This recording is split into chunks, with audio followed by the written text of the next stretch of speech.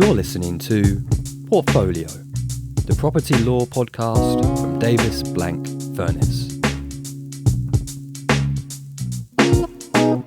Hello and welcome to Commercial Property Insights, the podcast from Davis Blank Furness, where we unpack the legal complexities of commercial property in a way that's practical, accessible, and genuinely useful for you, our listeners. I'm Rosie Korcz, a partner in the commercial property team. I focus on transactional work, helping businesses, SMEs, and high net worth individuals navigate property acquisitions, disposals, and leases. And I'm Seán Hackett, the head of the Property Litigation Department here at Davis Blank Furness. And whilst Rosie's dealing with the deals, I'm often picking up the pieces when things go wrong, disputes over lease terms, forfeiture proceedings, dilapidations claims, that sort of thing. It's a different perspective, but both sides of the coin are crucial to understanding commercial property properly. Absolutely. Today we're tackling one of the most important and most frequently misunderstood pieces of legislation affecting commercial property, the Landlord Tenant Act 1954, specifically Part 2.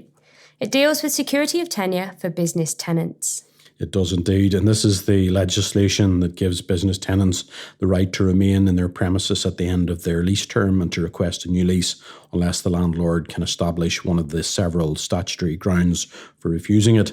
And it's been on the statute books now since 1954, as the name suggests, but it was significantly reformed in 2003 and it was under review again recently by the Law Commission. So the 54 Act is absolutely crucial for anyone dealing with commercial property. Whether you're a business tenant wanting to understand your rights, a landlord wanting to know how to manage your investment, or an advisor, say an agent, accountant, or a surveyor, who needs to understand the implications of your client's property costs and their strategic planning. So let's start with the basics. What is security of tenure, and when does the 1954 Act apply? Right, okay, so security of tenure in the context of business leases means that when the contractual term specified in the lease expires, the tenancy doesn't simply end. Instead, and this is subject to the tenant meeting certain conditions, the tenancy continues automatically under what's called a continuation tenancy on the same terms until it's brought to an end in one of the ways set out in the Act. And many people refer to this period as holding over. The tenant has a statutory right to remain in occupation and to request a new lease. The landlord can only refuse to grant a new lease if they can prove one of those 7 grounds set out in Section 30 of the Act. Yeah, that's quite different from, say, a long residential lease where the landlord can generally recover possession at the end of the fixed term without needing to prove anything. With commercial property, under the 54 Act, the tenant is potentially in a much stronger position. Now, I say potentially because the tenant will only benefit from security of tenure if certain conditions are met. So, Seán, what are those conditions? Yeah, right. Well, the first one, there must be a tenancy for a term of more than 6 months. And we discussed the distinction between leases and licenses in our first podcast in this series. A license doesn't attract 1954 Act protection. Only leases do. Second, the tenancy must be of premises that are occupied by the tenant. Third, the occupation must be for the purposes of businesses carried on by the tenant. And fourth, the tenant must be in occupation of the premises carrying on its business when the fixed contractual term specified in the lease ends. Okay, so let's unpack that. Let's look at what business means. This is widely defined to include a trade, profession, or employment. So basically, any activity carried on by a body of persons. So it's not just shops and offices, a doctor's surgery, a solicitor's office, a warehouse, a factory. All of these are businesses for the purposes of the Act. Even a members club can be a business. Yeah, that's right. And the key is that there must be some business activity being carried out. If the premises are simply being held as an investment, for example, where the tenant is subletting the vast majority of the property and occupying significant parts themselves for their own business, they may not have the 1954 Act protection. There's a line of cases on this, Rosie. The leading one is the House of Lords decision in Gresham Holdings versus P&O Property Holdings from 1996, which confirmed that where a tenant holds property purely as an investment with no element of business activity of their own, they don't get any 1954 Act protection. Now, that's an important point for investors. If your client is a property investor taking a long lease with a view to subletting, they need to understand that they may not have security of tenure themselves. Although in practice, if they're taking a long lease, say 25 years, security of tenure may be less of an immediate concern. Yeah, it mightn't be an immediate concern, but it's one that they need to absolutely be alive to. They may structure underlettings so that they expire before the expiry of the fixed contractual term in their own lease, so that, and this is the crucial part, Rosie, so that when the property investor is the last tenant in occupation carrying on their business when the fixed term under their lease expires. So now let's talk about what happens when a lease that's protected by the 1954 Act reaches the end of its contractual term. Under Section 24 of the Act, the tenancy doesn't end automatically. Instead, it continues on the same terms until it's terminated in one of the ways specified in the Act. And I emphasise that we're only looking at the Act today. Those ways are that the landlord serves either a hostile or a non-hostile notice under Section 25, or the tenant serves a request for a new tenancy under Section 26, or the tenant serves a notice to quit under Section 27 of the Act. Okay, so Section 27 notice is probably the easiest to deal with, so let's start with that one. This is where a tenant gives at least 3 months' notice to the landlord to bring its tenancy to an end. That'll be either on the expiry of the contractual term of the lease or on some day afterwards when the tenant is holding over. Next, let's have a look at the landlord's notice. So this is known as the Section 25 notice. It is a formal notice that the landlord must serve if they want to bring the protected tenancy to an end. Now, they have two options depending on what they want to do with the property. They can either oppose the grant of a new tenancy by serving what is called a hostile notice, or propose terms for a new tenancy by serving a non-hostile notice. There are very strict requirements regarding what must be in the Section 25 notice. The notice must be in a prescribed form, which is set out in the statutory instruments, and it must state the date on which the current tenancy is to end. That's the termination date. And I labour that point. The Section 25 notice contains a termination date. That date must be no earlier than the date on which the tenancy could have been ended by a notice to quit at common law, and it must be at least 6 months, but not more than 12 months from the date the notice is given. So there's a notice period window between 6 to 12 months. And crucially, if the landlord is willing to grant a new tenancy, the non-hostile Section 25 notice must state the terms on which the landlord proposes to do so, including the rent. If the landlord opposes the grant of a new tenancy, they must state which of the 7 statutory grounds they're relying on, and we'll come to those grounds in a moment. Yeah, and from a tenant's perspective, once it receives a Section 25 notice, it needs to act. The tenant needs to be aware that if it does not apply to the court for a new tenancy before the termination date specified in the Section 25 notice, or any agreed extension of that date, its rights to seek a new tenancy are lost, and its lease will end on the date specified in the Section 25 notice or the agreed extended deadline. If the landlord is opposing the grant of a new tenancy and the tenant wants to challenge that, it must apply to the court for a new tenancy. If the landlord is willing to offer a new tenancy, but the new lease has not been entered into before the deadline, again, it must apply to the court for the new tenancy. Now, that's a hard deadline, and we do see it catch tenants out. So remember, if you receive a Section 25 notice, get legal advice immediately. Don't assume you've got plenty of time. The court application needs to be issued before the deadline, and you need to comply with the civil procedure rules, so you cannot leave it to the last minute. No, absolutely not. Now, what if the tenant who wants to initiate this process, the tenant can serve what we call a Section 26 request. Now, this is a notice from the tenant to the landlord requesting a new tenancy. And again, it must be in the prescribed form. It must specify the terms the tenant is proposing for the new lease, including rent, and it must specify a date for the new tenancy to commence. And that's the tenancy commencement date. I repeat, The date specified in the Section 26 request is the commencement date of the proposed new tenancy. It is absolutely not the termination date as you would have in the Section 25 notice. The termination date will be the day before the commencement date. And the termination date, it's the termination date that is the deadline by which the tenant needs to commence proceedings seeking the new tenancy. That is really important, and I can see it being overlooked.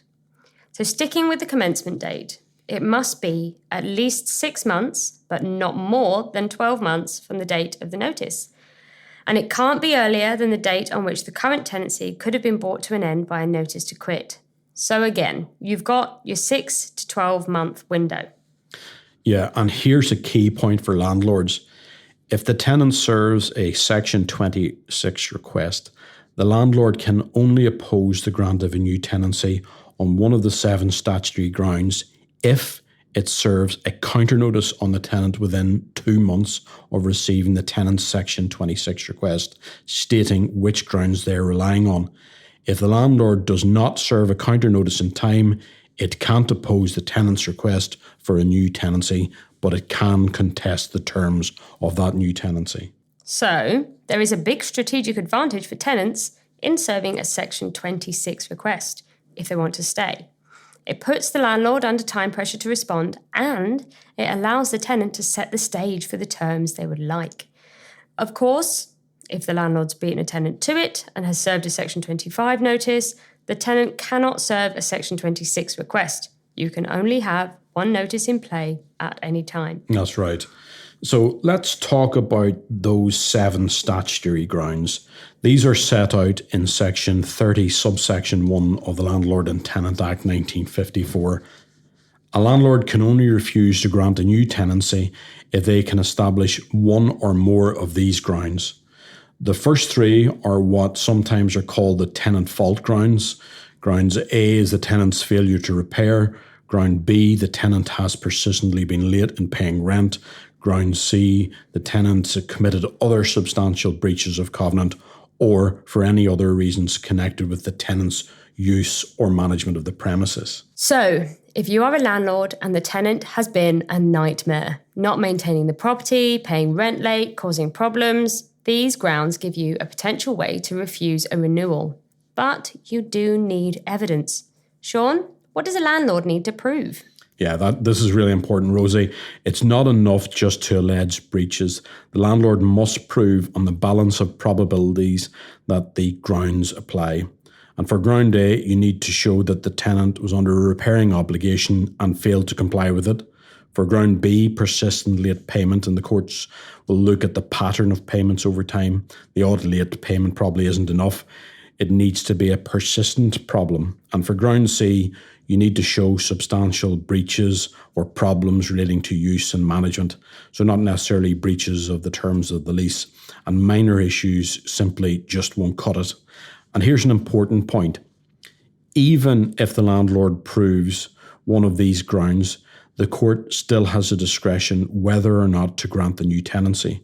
The courts will look at all the circumstances, and if the tenants have remedied the breaches or can satisfy the court that they won't reoccur, the court might still grant a new tenancy despite the evidence provided and the grounds having been proven. And that was exactly what happened in the case of Gill versus Lees News Limited in 2023, where the Court of Appeal decided exactly on those points. Now, the remaining 4 grounds are different.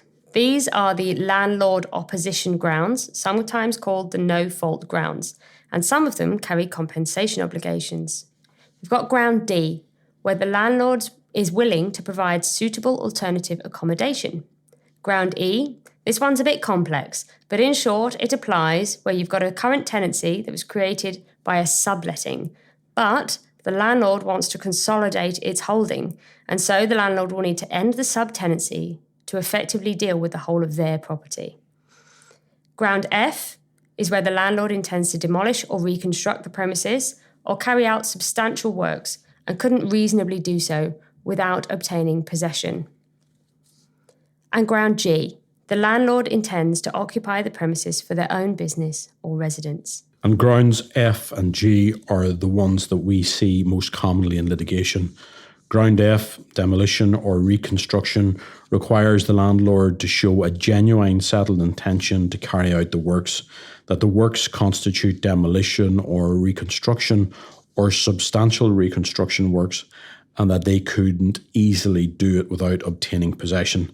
There's a lot of case law on this, and the landlord needs to evidence this by architect's plans, planning permission if it's required, having funding in place, contracts with builders, or at least evidence of having obtained quotes and the likes. And the tenant can defeat a Ground F claim by offering to accept a new tenancy that permits the landlord to carry out the works. Under Section 31A, the tenant can make an application to the court. They can argue that the works could be carried out while the tenant remains in occupation. It's a fact-specific assessment. It is very fact-specific, that one. And ground G, that's the landlord intends to occupy. That also requires proof of genuine settled intention. And the landlord must show that they intend to occupy either for their own business or as a residence, and that the intention is firm and settled, not speculative. There's a 5-year ownership requirement for ground G as well. The landlord must have owned their interest in the property for at least 5 years before the termination date specified in the Section 25 notice, or the date by which the court determines the tenancy will end. And this prevents landlords from buying property shortly before the end of the lease term, specifically to evict the tenant. Okay, so the leading case on what constitutes a genuine intention is the Cavendish Hotel case from 2018. In that case, the Supreme Court decided that a landlord's intention to carry out works must be genuine and not conditional on the tenant's statutory claim for a new lease. That means the works must be something the landlord would still do if the tenant voluntarily left. And if the landlord successfully opposes a new tenancy on grounds E, F or G, the tenant's entitled to compensation, and it's calculated under Section 37 of the Act. The amount is the rateable value of the premises multiplied by a statutory multiplier. If the tenant's been in occupation for 14 years or more, they get twice the basic amount, and this is sometimes called disturbance compensation.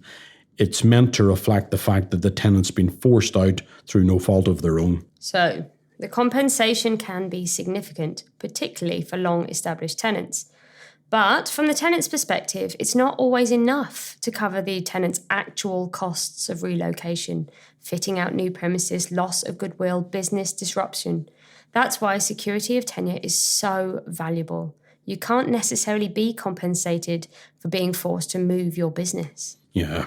Now, we have been talking about leases that are protected by the 1954 Act, but many commercial leases are contracted out. And by that, we mean that the parties have agreed to exclude the security of tenure provisions.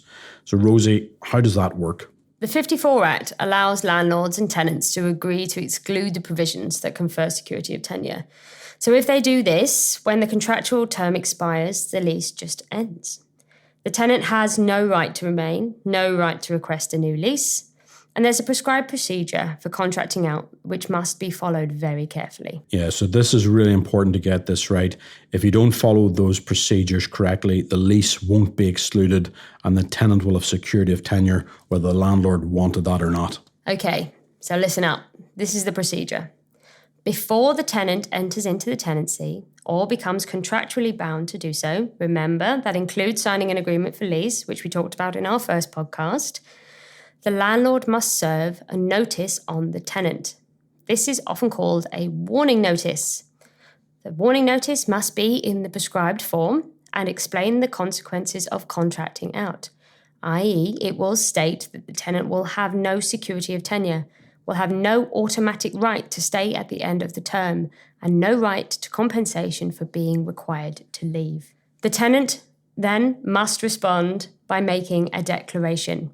If the landlord's notice was served at least 14 days before the tenant became contractually bound, the tenant can make a simple declaration in prescribed form. However, if the notice was served less than 14 days before, or the parties are in a hurry and want to proceed immediately, which is what I often see in practice, the tenant must make a statutory declaration. That means going before an independent solicitor who will administer the declaration formally. Yeah, and from a litigation perspective, we sometimes see disputes about whether the contracting out procedure was properly followed. The most common issues are that the notice have not been in the prescribed form or not been served early enough, or that the tenant's declaration hasn't been made properly, and that there's no record in the lease of the process having been undertaken at all, or in the case of the agreement for lease that you mentioned, the procedure being carried out before the lease itself rather than before the agreement for lease.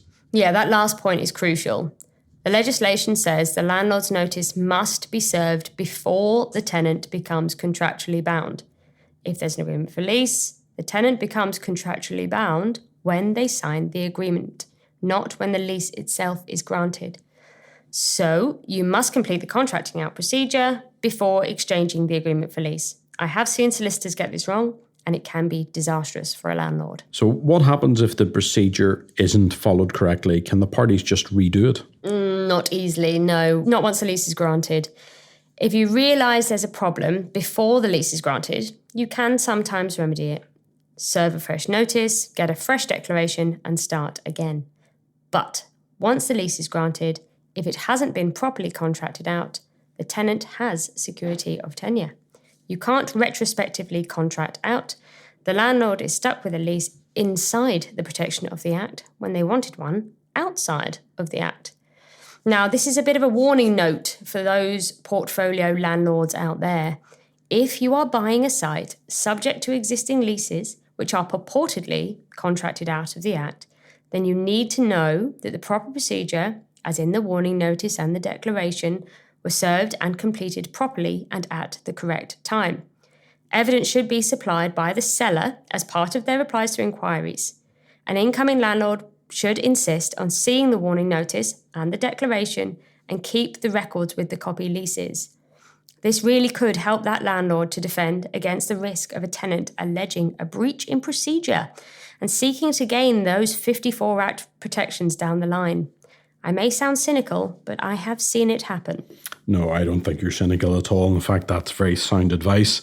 And from the tenant's perspective, that might be a windfall. They've got security of tenure that they weren't expecting, but it can also cause problems. For example, if the deal was negotiated on the basis that the lease would be contracted out and the rent and the other terms reflected that, the tenant might find that they've paid over the odds for what's now a lease with the security of tenure inside the Act. Okay, let's talk about strategy. When should a landlord insist on contracting out, and when should a tenant resist? From a landlord's perspective, contracting out gives certainty and control. You know the lease will end on a fixed term date. You can plan for reletting, redevelopment, or the sale of the property without worrying about a sitting tenant with a statutory right. It's particularly important if you're likely to want vacant possession at the end of the term. For example, because you're planning development works. And from a tenant's perspective, giving up security of tenure is a big concession. If the tenant's business depends on being in that location, or they've built up goodwill or customer base, established trade, then security of tenure is valuable. A tenant might be willing to pay a premium in rent for a lease with security of tenure compared to a contracted out lease where they have no certainty beyond the fixed term. In practice, the market usually dictates. In many commercial property sectors, particularly prime retail and office space in the city centre, contracting out is the norm. Landlords won't even consider granting leases inside the Act. But for secondary locations or longer leases where the tenant's got a bit more bargaining power, they may be able to negotiate and keep the lease inside the Act. Now, here's an interesting question that comes up surprisingly often. Can you insert an option to take a further lease into a contracted out lease? Let's say a tenant takes a 5-year lease contracted out. They want certainty beyond 5 years, but they're willing to accept it being contracted out. Can they negotiate an option to require the landlord to grant a further 5-year term at the end of the first term, which is also contracted out, Rosie? Yeah, this is allowed, and it is increasingly common. The option has to be properly drafted. Typically, it will, and I'll paraphrase, say something along the lines of, the tenant shall have the option, by giving not less than 6 months written notice before the end of the term, to require the landlord to grant a new lease for a further term of 5 years on the same terms as this lease, save that there shall be no further option to renew. Why would a tenant want this rather than just taking a 10-year lease in the first place? Flexibility. Perhaps the tenant wants to see how the business performs over the first 5 years. If it's going well, they exercise the option and get another 5 years. If it's not, they let the lease expire. It's a one-way option in the tenant's favour. The landlord is committed if the tenant exercises the option, but crucially, the tenant can walk away if they choose. Yeah, and from a landlord's perspective, you typically want something in return for giving them that option. Perhaps a higher rent or a rent review at the start of the second term to open market rent. And you'd want provisions about what happens if the tenant's in breach. Usually the option can only be exercised if the tenant has fully complied with its lease covenants. Oh yeah, absolutely.